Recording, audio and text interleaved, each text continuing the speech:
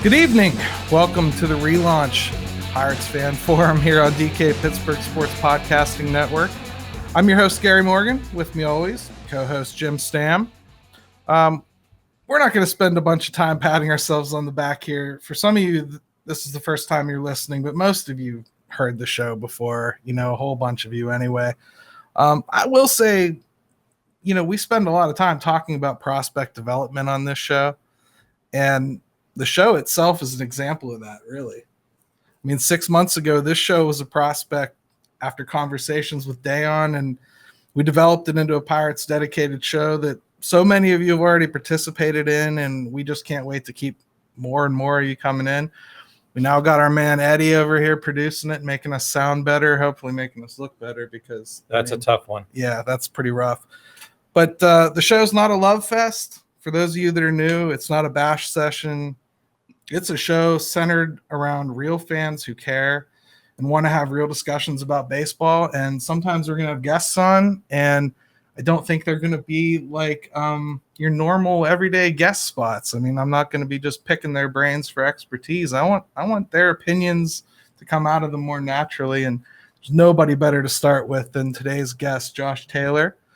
You know him from the 93.7 The Fan, and he's a sports anchor on KDK TV2, nightly sports call in the CW, author of the 2018 Pirates Guide. The guy's done pretty much everything Pirates, and he used to be on Bucko Cast, if you remember that.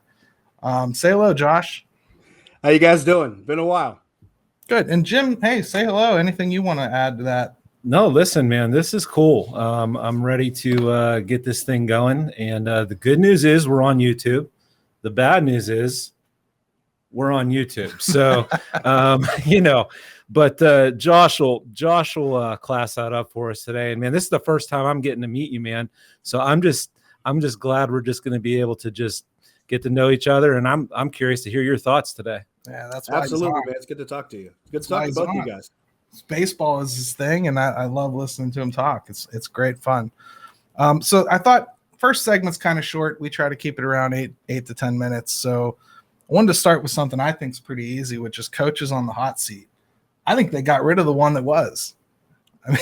Any others that you guys can think of? We've heard a lot of people criticize Oscar Marin, but it's too early to pull the trigger on him, isn't it? Yeah, thoughts on that? I thought Rick Eckstein was probably the one that everybody, if you had a Pirates coaches to depart first pool, Rick Eckstein was probably at the top. Oscar Marin was probably there too.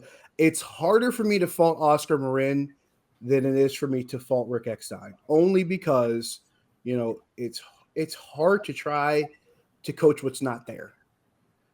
It's hard to try to coach talent that's lacking. I don't think that anybody that's looking at a pitching staff with Stephen Brault in it in a part-time capacity, with Chad Kuhl in it in a part-time capacity as both a starter and then now as a reliever, with a Mitch Keller that just does not seem to put two good starts together. I don't see any pitching coach having this kind of situation, this kind of setup with a revolving door of pitchers coming in constantly throughout the course of the season saying, hey, that guy's not doing his job. It's really hard for me to fault one guy when, you're trying to make a soup with the ingredients probably not matching what you're trying to make in your cuisine. So, I think Oscar Marin probably is the next and probably in most people's minds more logical choice, but that doesn't mean it's necessarily fair based on what he has to work with. That's probably the way I look at it too, realistically. But, Jim, we've talked a lot too about Oscar Marin. At some point, don't you have to make somebody better? At some point, don't you want somebody to make dumplings out of chicken scratch? You would like to see that.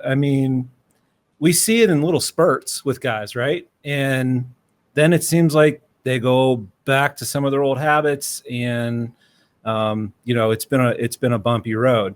I agree with Josh in the sense of it's so hard when you're in this stage of a rebuild, and you're asking coaches to work with a lot of guys that just probably aren't up to snuff. as far as being major league material. But you can point to certain guys and certain players and say, okay, we're not seeing it there. And we would hope that you would. And unfortunately, Marine's going to be attached to the hip with Mitch Keller, I think. I don't see any way around it. And that is the one that, boy, if he doesn't get that straightened out, and right now my confidence on a daily basis is lessening there, I think we're going to be having this conversation again. I mean, we're going to touch on the pitching staff a little bit more as we keep moving forward, but something I kind of wanted to throw out to everybody is maybe it's not about moving on from Marin. I think it's probably early. But what about getting a traditional assistant back in here? They haven't had one since Benedict left. I know they have Justin Message, but he's a bullpen coach too, which means he's not there like with the starters the same way he is with the relievers. Maybe they need another voice in the room. I always hate putting my entire bet on one square. If I played craps, I think I'd bet even or odd. It's like betting red or black and roulette. But to your point, I mean, previously Oscar Marin was that guy in that assistant role before he kind of got moved into the bigger role. So that's another thing to keep in mind. And I don't think you're wrong about that. I think it's also one of those things where if you're Ben Cherington, you're probably trying to find that one guy that fits with the younger pitchers that are coming up, because previously Oscar Marin was that guy who fit in with the younger pitchers that were coming up at a previous time. So, yeah, if you're looking to go by that formula, like a lot of GMs and a lot of executives tend to do, then there's probably a candidate or two out there that would be fair. In my personal estimation, the thing that we've seen the most throughout the years with organizations that have totally overhauled not only just one area of the game, but entire organizations as a whole, I think the one thing we found is that they've told pitchers, hey, find the one thing that you do well and do that thing over and over again and do that thing more often than everything else. And we're talking back to John Schuerholz, 30 years ago in Atlanta? Yeah. He got to Atlanta and told some of the pitchers, what's your best pitch? Oh, it's this one. All right, well, throw that one more often. Sometimes it was a small adjustment like that. And over the whole, we've seen that we've seen it with Atlanta. We saw it with Houston, within the last decade or so. We've seen those organizations that have had that success, especially overhauling talent, saying, hey, find the one thing you do well and improve upon it. They need to find a coach that's able to identify that one thing and help them move in that direction. Now, as I say that, there are some guys on this pitching staff that haven't identified that one thing. So that becomes an issue. That's a problem. And maybe that's where that second coach comes in. And I'm glad you mentioned Jim Benedict, because I hear people with this whole, for some odd reason, people in this town, and it's not just Pirate fans. I think it's Pittsburgh in general. We love to make dichotomies of this guy versus this guy. We do it with Sidney Crosby versus Evgeny Malkin. We've done it with Ben Roethlisberger versus Antonio Brown. Granted, that tended to manifest itself, but that's beside the point. But there's been this whole Jim Benedict versus Ray Searich thing, and I don't understand it. If anything, I felt that tandem worked the best together, because one had one role and the other one had the other one. Right. Like Jim Benedict was the diagnostician, if you will, and then Ray Searich was the specialist that treated it. Benedict found the leaks and Searich plugged the holes. One was able to find things from a diagnostic, okay, this is the problem standpoint, and Searich was able to say, okay, this is how we'll fix this specific issue. When you split that team up, you saw things start to change. I think if they're able to get back to that, have one guy that diagnoses the problem, have another guy that treats it, and then maybe another guy that follows up. If you're able to get back to that dynamic, I think you'll see the improvement again. I like that too. And before we go as far back as Ray Miller and start talking about pitch fast, and let's go ahead and take a quick break. And when we come back, we'll jump back in a little bit more on the rotation, because I'm pretty interested in that as a dynamic.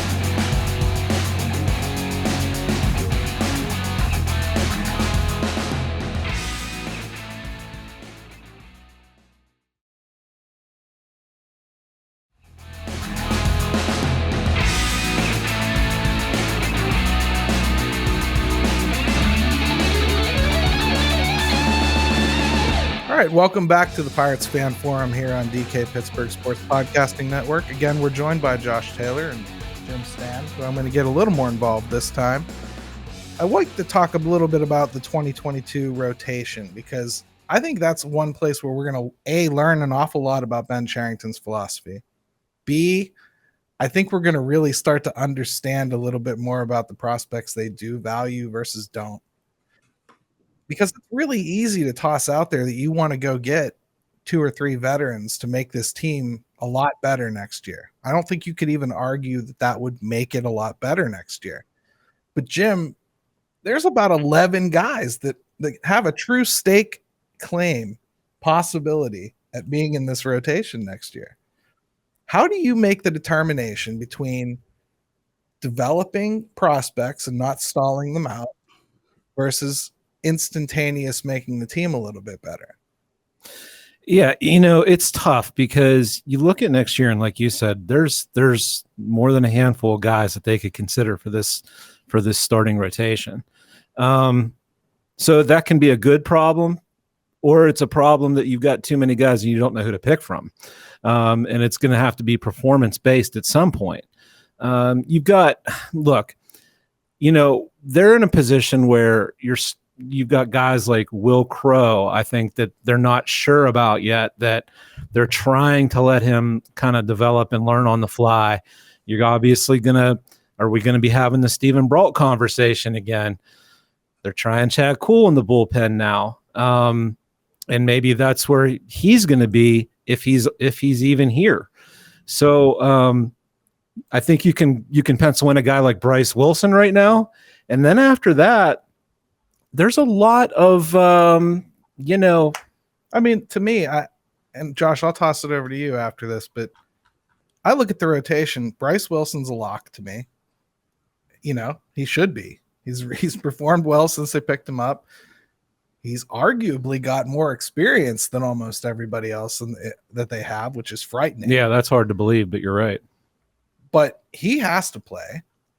I see no earthly way that Mitch Keller doesn't. He's going to learn nothing in AAA next year. I see him getting a half season, almost regardless of what else they do. Unless he bombs in spring training. And I mean, bombs where they can't even foresee a path to putting him in the rotation. It would have to be pretty epic. Yeah. It really would. But you have Steven Brault. If he's here, he's a lock. I don't want to see JT Brubaker not go back out to start. I think he got dead arm this year because he maxed out his innings. So I'm not ready to flush him.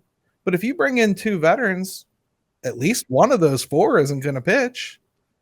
Now, this year we saw them use 1,015 pitchers. But, Josh, next year, if we use that many pitchers again, they've found no answers. Let's be honest. I think that's fair. I think you hear the old proverb, he who chases 2 rabbits catches none. And they've had to chase quite a few during the course of this series. If I'm looking at my numbers here, I think 34 different people have pitched at least, to a batter in this season. That's insane. That's incredible. That's absolutely insane. And now, granted, a few of those guys are position players like John Nagowski, Wilmer Defoe. Those guys have pitched RIP. Right, exactly. So that's one thing we're talking about here. But when you're talking, 30 actual position pitchers and not counting the position guys or position players that have had to come in blowouts, using 30 pitchers is still a really high number of guys. It's crazy. Now, they said they wanted to do that in the first place. So I can give them full transparency at least. I can give them it was a plan. If that's the plan next year, it doesn't matter. Yeah, have 11 starters because you're going to use them if that's the way you're going to handle them again. But if they're going to let them actually pitch a little more, 5-6 innings, they're going to have to make some pretty tough decisions. Max Kranick's the guy that's going to stall if they go and get a couple veterans. So where's the trade-off for you where it's a bad idea to bring in guys versus keep going with the youngsters come hell what may? Here's what's weird about the situation, because I am one of those people that in a normal situation, you're going to bring in a veteran or 2. If for no other reason, he's probably a reclamation project. He's probably a guy that's trying to find a gig along the Tyler Anderson type of situation, and Trevor Cahill for that matter. They're trying to get that gig, and maybe it leads to something else, and that's what the main purpose is. You hope it's a win-win at best. But here's the thing. I'm glad you guys brought up Bryce Wilson, because as much as I am about giving the younger guys experience, Bryce Wilson has, 4 seasons of big league experience here and there, having pitched in Hearts, Atlanta. yeah. And Back and forth 37 times. Right. And he's pitched in the playoffs. This is a guy who pitched in a playoff game last year. Right. Beat the Dodgers. In a huge spot. Right. In a big spot. He beats the Dodgers in a playoff game. So it's not like, he's some run-of-the-mill guy. He's a younger guy who already has experience. Those are 2 things you can't find all the time when you're in the Pirates position, and they got 2 in 1 shot right there. Yeah, it's the first baseball trade they made. Right. Under this management group. And I thought that it was one of those things where, they were trying to address the present while also addressing the future. And I actually liked that move in retrospect. A couple other guys I look at going into next season, I'm taking a really good look at Dylan Peters. I'm taking a really good look at a Miguel Yajure, because that's another one who actually has a small bit of major league experience, 23 years old. You wonder if he can find it and that machine can click back on again, and maybe he starts to show that development to where you're ready to throw him out there to see if he sinks or swims. That's another name I'm looking at. So to add to that, I don't know if he's a part of that 11 guys we're talking about. He is. But yeah, we're talking about nearly a dozen names. He's definitely one that floats out with me. To me, he's already here if he didn't get hurt this year. So. That's true, and I agree with that. Now, at the same time, you mentioned Stephen Brault, you mentioned Mitch Keller. Honestly, if you're talking about having 2 guys that are veterans in that mix, maybe that's your 2. Maybe those are the guys you're looking at, because you're still trying to figure out what you have with them. So yeah, right. in terms of bringing in 2 veterans to maybe figure out what they have left in the tank, you're kind of trying to figure out what 2 guys you have in-house, what they have in the tank in Keller and Brault. Now, I'm one of those people, and I'll probably get killed by the more traditional numbers group that looks at this. But I tell people all the time, what you see from Mitch Keller is probably not what you would see ceteris paribus if all things are equal. This is a guy whose ERA is almost 2 points higher than his FIP. So you have to, and those some people, they're not going to be able to associate that. It's not going to stand out to them. They're going to be like, oh, FIP doesn't matter. And I'm like, okay, just go talk to a bunch of other organizations and make the same case. But bringing it all back together here, when you're trying to assemble this group and trying to figure out which guy fits, this is one of the few times where I'm saying, you know what, acquiring a veteran starter probably doesn't matter, because you got a couple guys in your own camp that are veteran starters that have been around for a few years. And if you're Stephen Brault, you're going to make about as much as they'd pay a veteran pitcher to come in here anyway. So why not figure out what you have with the group that you got? Now, if you have one of those rare occasions where you have a guy that wants to come here, really wants to have that opportunity, if you're looking for one guy maybe from the outside, one I'd entertain. But I think anything more than 2 might be asking for trouble. Yeah, I think that's where I'm falling, Jim, is I don't think you can go out and try to remake this rotation. Like, I don't think you can go out and buy a couple veterans right now. Realistically, like JT Brubaker's not a guy that can afford to go back to AAA. He's going to be 29 next year. We're going into his 2nd year of Major League Baseball next year, realistically. I mean, I guess you can count 2020. But what do you do with him? You don't want to force him out, but it depends. If you think now is super important, then yeah, I guess you do. Yeah, you look at the position they're going to be in next year, and trying to get anybody to come in here that is worth a darn, and having to financially commit to them at this point. And I know fans don't want to hear that. Is that prudent right now? My answer to that is no. It's just a tiny bit too early for that. I think next year is going to be rough again. I know everyone wants to talk about timelines and whatnot, but I think we're going to be struggling to find a lot of positives next year. The record may improve a little bit, but they're going to have to just make do. I mean, maybe you get a Tyler Anderson back. I don't know how has he done. Do either of you know how he's done? Well, so he's been okay in Seattle. He's been okay. So he may have priced himself back out of coming back to Pittsburgh next year. But that doesn't mean you can't find another guy. And I'll be blunt. The money means nothing to me right now. I'm not saying that they shouldn't, because it's a bad business move. There's no money they can spend that's a bad business move when their payroll's as low as it is. Right. To me, it's if you want to give yourself a little bit of steadiness, you want to give yourself a little bit of a shot that you're doing a little more than hoping for the prospect to turn out. You have to have an insurance policy or 2. Maybe that is Stephen Brault. Maybe that is Bryce Wilson. Maybe that is enough. But if they're going to go out and get somebody else like a Tyler Anderson again, somebody along those lines, that's the type of thing that I think is going to help.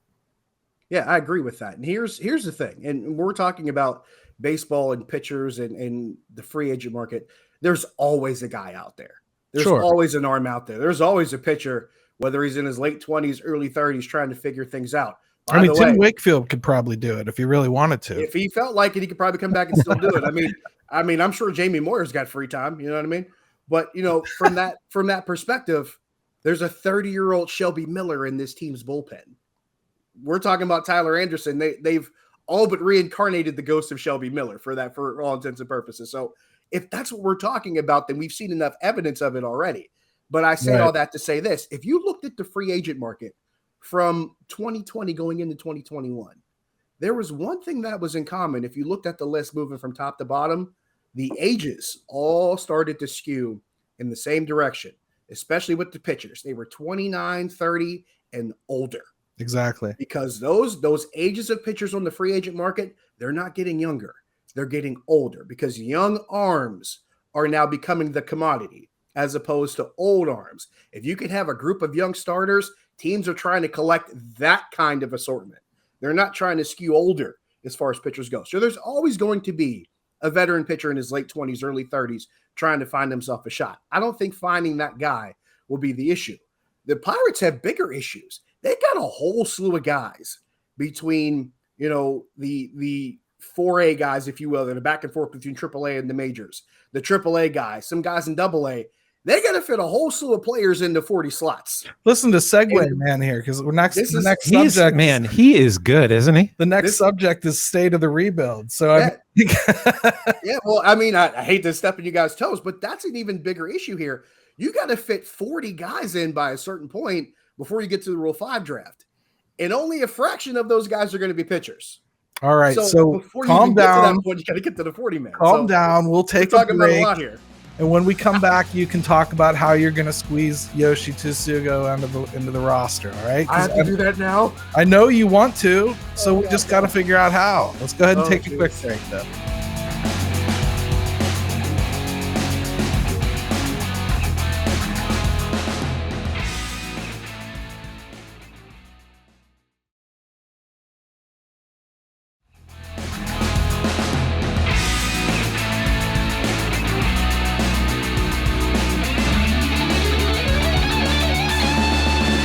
All right, and welcome back to Pirates Fan Forum here on DK Pittsburgh Sports Podcasting Network.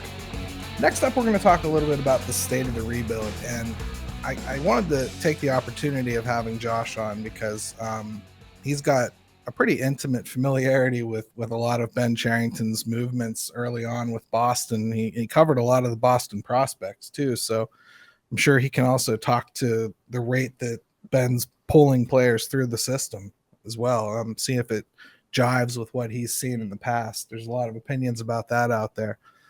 But for me, I would say my major takeaways so far are the system has definitely come along. That's good. I feel like he gets an A+ for that as far as how we're moving through the system. It's definitely improved. I'm a little weirded out by the way he's handled AAA, just having almost nothing that you could pull up right away. I think that's kind of been a little bit short-sighted, actually. And I understand that's kind of the way baseball's trending. I don't necessarily care for it.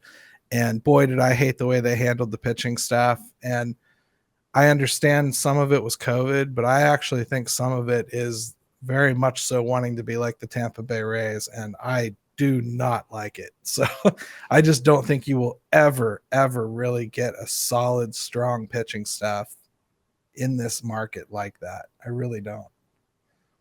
And Jim, what do you think? I mean, like, where are you at on what we've seen rebuild wise so far? Yeah, I mean, takeaways. I think the thing that even and I won't speak for you guys but we're pretty in tune to this team and kind of the direction they're trying to take and the approach that they're taking, which is definitely the slow and steady approach. But I think the biggest thing to me is, even as someone that's plugged in, man, this has been rough sledding this year. You knew it was going to be ugly, and you knew, they were going to tear it down and, like you said before, take it down to the studs. But this has been rough. I mean, we have seen a lot of bad baseball, and I don't know that, even though we all even said it, preached it, hey, it's going to get a lot worse before it gets better. It's gotten a lot worse. And so that sticks out to me. I think when you look at the pitching in the organization, we are really short on starting pitching, and that is something that takes a long time to develop and get the numbers that you want at the big league level, because you're going to have injuries. You guys are going to blow out their arms. Guys aren't going to pan out. And to me, that sticks out. We still need more arms. And I know Sherrington's trying to address that, but we're only really two years into this thing. And follow the pitching. You've said that time and time again. Yep. Follow the pitching, right? So hitting gets a lot of the attention and the lack of power in the lineup, and just not having enough guys to fill out that lineup by the looks of who we're putting in at cleanup hitter and whatnot. But that's another thing that really stands out to me, is we got a long way to go with this starting pitching. I mean, the hitting, as a Pittsburgh Pirates fan, it's incredibly difficult to watch a Pirates team not be able to hit. That's what they were. I mean, the lumber company was a thing, but this team's hit throughout the years. Even when they stunk, they hit. That's what's been the most brutal for me to watch so far. But I mean, Josh, I'm going to throw it back to you, because we're talking about how brutal it's been to watch this year, but you watched them do this in Boston. I didn't watch it per se. I mean, from afar.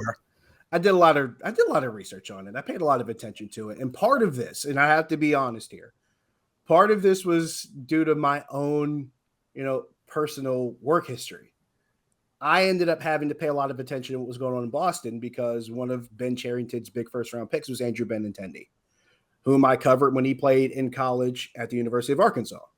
So I paid a lot of attention to what Boston was doing as far as the drafting guys they were developing.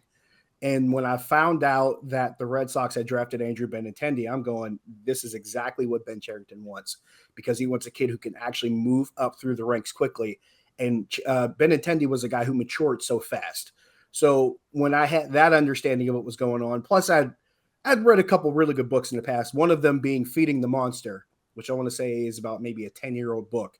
But it really started with the very beginning of that period with John Henry and that ownership group is basically taking over the Red Sox, and then the hiring of Theo Epstein after Billy Beane changed his mind, and going on so on and so forth down the line. So you're probably pretty much talking from 2002 all the way through to 2006, maybe, about how that all came about. So it was one of those things where I kind of had a few different things in mind. But saying all of that and knowing all of that history with what that group did a decade and a half ago, my three takeaways with this team right now, and I heard Jim mention how, Gary, your theory is follow the pitching. My theory is kids in pitching. That's how a lot of, and this is not just Boston. This is the teams that are successful in baseball right now have all had this. They've all had the same two components, kids in pitching. By kids, I mean guys they've developed through the system that became part of their major league team after developing their minor league system. And the second thing is pitching, whether it's homegrown or acquired through trades or through free agency or otherwise. So when you're looking at those two things, the way this organization brought in that much talent in a 2-week span, Ben Cherington talked about it that right there after the trade deadline. He's like, look, between the 20 or some odd kids we signed through the draft, I think it was 12 guys they brought in, just through trades at the trade deadline. He said they brought in 30, 35 players in the span of a week. Yeah, it was a massive amount. That's 35 new bodies that they pretty much injected into this system in a week's time. That's insane. That's something that if you were able to bring Branch Rickey back to life, he'd probably have the biggest Montgomery Burns grin ever. He's just like, oh my God, look at all this talent bringing in. He's just like, excellent. That's what he'd be thinking. But for me, that kind of infusion of talent is part of the process. So now you've brought you brought this big group of kids in because let's be fair about this. Ben Cherington, this is his first full draft class. He was supposed to have it last year. That fell apart. So he had 5 rounds to pick from? Yep. This time he has a full draft class to use. And that actually is to his advantage now. But the fact that they're willing to bring in all this talent to reload everything is something I take away from, and that's a big positive. However, the pitching side of it, I'm with you guys. Where is it? Have we found exactly what we can, maybe tether some hope to and see it grow above maybe Altoona? Nope. Above that, is it maybe Miguel Yajure? Is he one of the few guys that you feel promising about that's in that group? Because other than that, you're looking at Altoona, you're looking at Greensboro. That's where your hope is really attached to. And that's what we're talking 2-3 years off. And we already know this fan base can't wait that long. I was just going to say that. Whether they need to or not, whether they're going to get what they want. And I keep telling people, you're not going to get what you want. So either you wait or you sit there and lose your mind because you're not going to get it the way you want it. It's going to take time. That sounds like a good pirate slogan. You're not going to get what you want. You're not going to get what you want. Maybe for season ticket plans. It sounds like something a new dad says too before he's experienced his kid begging for stuff. I heard that quite a bit from my dad being the youngest of 4. So maybe there's a little childhood trauma tied up in there.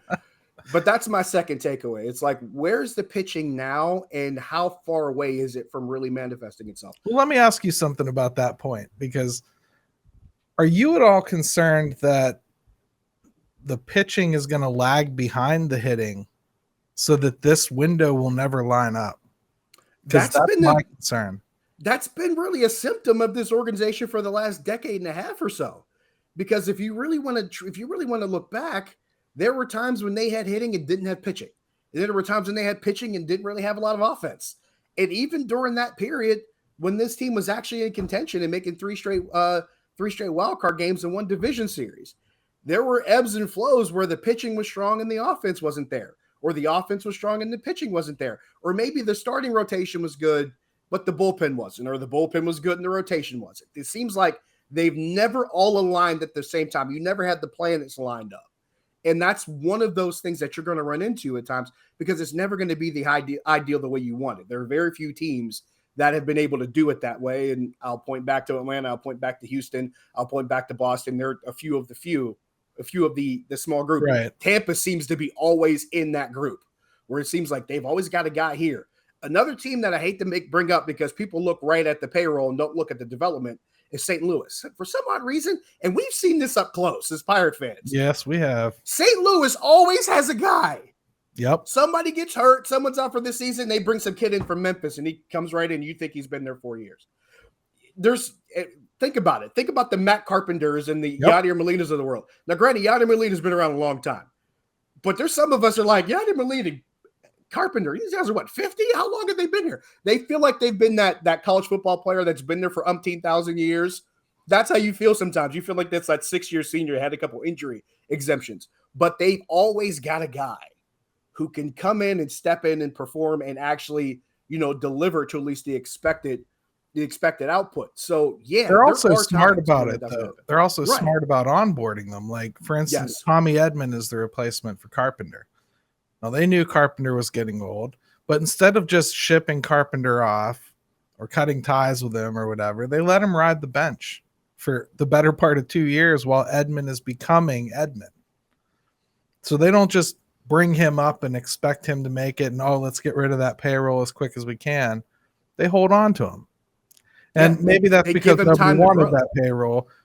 But at the same time, that age comes wisdom. And it comes with a little bit less pressure for those rookies. And it's just a never-ending chain that they create in St. Louis. And they may not develop everything that they bring to the table, but once they do, they hold on to it. And Carpenter was one of those guys. When Matt Carpenter first came up, he wasn't a household name immediately. And Matt Carpenter played 4 or 5 different positions until they finally found. But here's the thing: when he started to hit more consistently, they found a place for him. And that place even changed from time to time. And that's one of those things I kind of point out to people. I'm going, you're looking at what they're spending, but you're not looking at what they're doing. Yeah, right. You're not looking at, how these guys became who they were. I tell people all the time, I'm like, Roberto Clemente was born Roberto Clemente, but he wasn't Roberto Clemente, star baseball player, until after, first of all, the Pirates found him in the Rule 5 draft and kind of snuck him away from Brooklyn because they were kind of stashing him in the minor leagues, hoping to use him later on. So they, of course, Branch Rickey being who he was, snuck him away from Brooklyn. Then he developed into the player that he was. And then he became the legendary player that we remember. It didn't just happen overnight. Some of these things take time. And that's kind of how I feel when I watch how this organization is trying to do that. And even still, they're still not at the level other people are, that other organizations are, right, because they have talent top to bottom. The Pirates aren't there yet. They haven't got to the point where that I'm waiting to see when that Greensboro group finally gets to Indianapolis. Not when they get to Pittsburgh. When they get to Indy, I want to see what happens when, or maybe even some of that group in Altoona. When they get to Indy, what's it going to look like below them? Then we'll have a better understanding of what they've really done over these past 2 or 3 years. Yeah, because then you're talking about more of a sustainable rebuild as opposed to a window. We keep talking about this window. When's it open? When's it open? I mean, I do believe what I'm seeing being constructed right now is something that they believe isn't going to have to close. Yeah, it's a long term. Able to keep pushing back into it, right? That's the ideal. That's what which is essentially what the Cardinals are doing. That's what the Cardinals have been doing. Yes. That's what Atlanta did for 2 decades. The point is not to just have a window, because I keep people like, what happens when this window opens or when it closes? The point's not to have a window. The point is to have an entire back deck that does not have any covering over it, that has no restrictions. You want to make yourself totally self-sustaining, which was Theo Epstein's vision in 2005. Right. And he banged the table for this vision of, look, we want to become an uber organization. We don't want to rely on just how much money we have in our pocket. We want to rely on our ability to acquire talent, develop it, and then when the time comes, pay them to stay, as opposed to luring a bunch of guys and paying them to come here. That they wanted free agency as a last resort to maybe fill a hole, not build an entire nucleus. And once you saw that happen, it started to stretch out. There's a reason why Andrew Friedman's in LA now and not still in Tampa. Can we agree on this? Yeah, I think we can. I made a tweet about this recently because the Dodgers started an opener 3 straight games. I'm like, I wonder where they got that idea. Why would a team like the Dodgers need to use an opener? Oh, wait, they have Andrew Friedman. So I keep hearing people here and say, you got to spend a bunch of money to win. Then why did they need Andrew Friedman?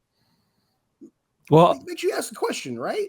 And so it does become the issue of, can you find the model of a Tampa, of a Boston 10 years ago, of an Oakland, to find a way to make yourself self-sustainable over time? And if you can do that, then you're in a bigger position. But the problem is, those organizations had a patient approach to it. Even guys within their own organizations didn't want to hear it. Boston didn't want to hear what Theo Epstein wanted to do in 2006. But they let him do it, and in 2007, they won a World Series. Right. Nobody wants to hear what he wants to do now. No one wants to hear what Ben Cherington wants to do now. They didn't want to hear what Theo Epstein wanted to do 15 years ago. And the thing is, I'll say it again, you're not going to get what you want the way you want it. You're going to have to get it the best way you can get it. Beggars can't be choosers at this point. We can't expect a team like this and an organization in this position to do it the way everybody else is doing and expect success when they're not in the same starting position, which gets to the third takeaway. It took me a while to get to this one. But Ben Cherington is willing to break some eggs. I think we've seen that throughout the course of the season. We've talked about the pitching and different guys that have come in and out, position players. He is willing to break some eggs to make this omelet. And that's the one thing you have to do in that position. I keep getting a lot of questions. Well, why Cole Tucker? And I'm sitting there going, why not Cole Tucker? He's on your 40-man roster. He can't do much else in AAA. What else is he going to do that he hasn't done? What is he going to learn that he hasn't learned? He's a former first-round pick. You bring him up and see what you have. If he actually does, if he's one of the Cardinals that pops, great. If he's not, make him a trade chip. Find a place that'll take him. Because I have a theory. Never underestimate a team's ability to think they can fix a guy. Yeah, Cole Tucker. Somebody's out there willing to think they can fix Cole Tucker. Cole Tucker's a guy they have to make a decision on.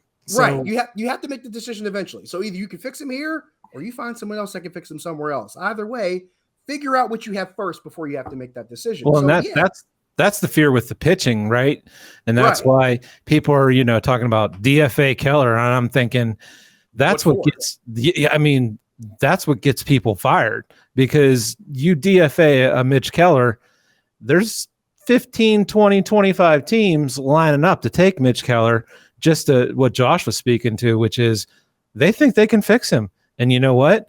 Sometimes it happens, and you don't want to be the team that lets a guy like that go. Yeah, or you don't give Max Kranick a chance, and somebody wants that 97-mile-an-hour fastball and good breaking stuff, and they're willing to take the time to teach him. Mm-hmm. And it's bad enough this is the organization that traded Garrett Cole. Yeah. They've already got that stigma hanging over him. Now, granted, it wasn't Ben Cherington. He wasn't here yet. But I think he traded him too. About. And this is also the organization that, a decade before that traded for Matt Morris. No, but you've watched this team long enough. Garrett Cole wasn't going to stay here. I don't care. Well, he didn't want to stay here. That was the issue. It wouldn't have mattered if he did. $300 million is never coming out of this franchise. That's the ultimate truth that people just don't want to accept. They want to accept it and they're angry about it, but it's just, once again, you're not going to get what you want the way you want it. No, I don't care if Billy Gardell and every Hollywood star from Pittsburgh joined together and bought the Pirates. They're not signing a $300 million player. Michael Keaton can come back in the Batman suit and demand it, holding someone over at the edge of a building, and he's got about as good a shot getting back in that suit as I actually wouldn't mind seeing that. If we could, Josh, if you can arrange that, that'd be great. You and me both. I'm actually kind of curious myself, but to get to the larger point here, it does come down to for the Pirates to even move in the direction of trying to turn this organization around. They cannot be the team that makes the easy mistake, if that makes sense. You can't do something like, oh, okay, well, that just seems like the easy thing to do, instead of trying to take the longer view, measuring 4 or 5 times before you cut. You hear the term measure 6 times, cut once. Maybe not measuring 6 times, but 3 or 4 aren't going to kill you, because how much worse can things get right now? Right. It's so why not figure it out now? Diego Castillo is a good example. Right. The reason that he was available in trade is because the Yankees knew they had to make a big decision on him. He's going to be a minor league free agent next year if he's not on the 40-man. You have to promote him quickly. He was in there AA, so it's not like he was anywhere close to coming up. That position's kind of not ready for anybody to come up in the Yankees system. The Pirates, they look at that, they say, hey, we could accelerate him through our system if we want. If he takes off, we'll make a quick decision on him. He's probably worth a 40-man spot, right? So they get basically free talent. And I think that's the kind of things that I like that Ben Cherington's doing. I would like to see a little bit more competent bullpen help brought in, something to make the team just feel a little bit more like they're making progress on paper, because I do think next year, everything we said taken into account, I don't think they'll be good next year, but I think next year starts to look fun. Because I think a lot of the guys that are in the curve right now will be in the Indians next year, and then they'll be up here at some point towards the end of the year, or we're thinking about them because they're on the doorstep. Right now, there's no one on the doorstep. There's Marcano. He hasn't worked out yet. There's Yajure. He was injured most of the year. There's Contreras. He's been injured for a decent stretch. There's Cruz. He's been injured. There's Swaggerty. Injured. That's another thing. There's been a really ridiculous rash of injuries just with the minor league players alone. I remember when I don't think it was 2 years ago, it might have been 3 seasons ago, where it just seems like every arm within earshot was hurt. Like they just had this merry-go-round of injured pitchers. You turned around, okay, bring this guy up. That guy got hurt. This guy got hurt. The rotation was a large mash. Yeah. This year they've done a good job of not getting injured. Truthfully, but they're also not pitching them. It's been an issue around baseball too, truthfully. But hey, guys, great first episode. Super, super stoked about how it went and everything. I really enjoyed the conversation. And Josh, thank you so much for joining us. Why don't you give yourself a quick plug, let people know where they can catch you yapping about sports? Where do I start? Okay, first things first.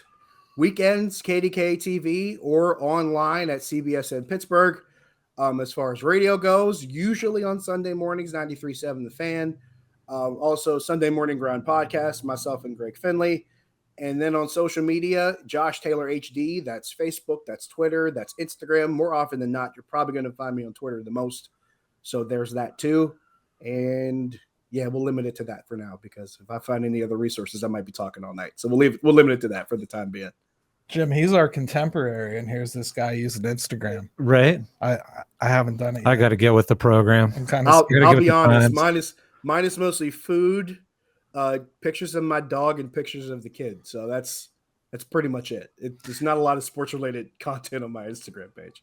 And Jim and I, we don't have to read our Twitter handles, really. They're right down below if you're watching this on YouTube, but I think we probably will anyway for our podcast listeners. Production value, baby. You can always catch me on Twitter at GaryMO2007 or Jim at.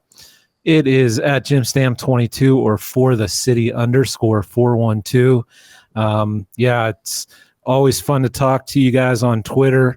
Remember, this show is really for the fans. And we love hearing from you. If you've got a comment on YouTube, subscribe, leave us a comment. We might make it on the show. And, man, this has been fun. And, Josh, let's do it again sometime. Guys, give me a call. Give me a when and where, and I'm there.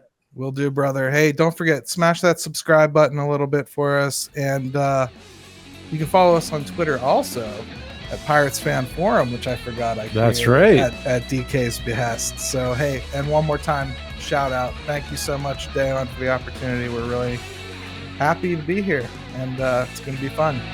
Let's go, Bucks.